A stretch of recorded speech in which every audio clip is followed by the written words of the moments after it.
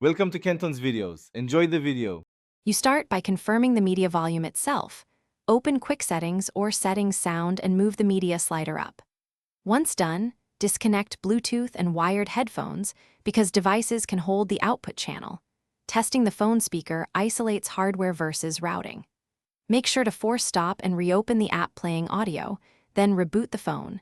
Simple restarts clear temporary audio conflicts and reinitialize drivers, which solves many immediate volume problems.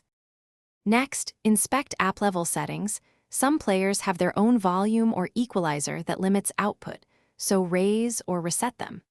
If sound is unpredictable, clear the app cache and run the phone in safe mode to see whether a third-party app is muting or managing audio. Also verify app permissions for microphone and storage where relevant, and make sure both the app and Android system are updated. Outdated codecs or policies often reduce or muffle media volume. To finish, systematically test hardware. Play the same file through the phone speaker, wired headphones, and Bluetooth. Consistent low volume indicates a system or hardware fault.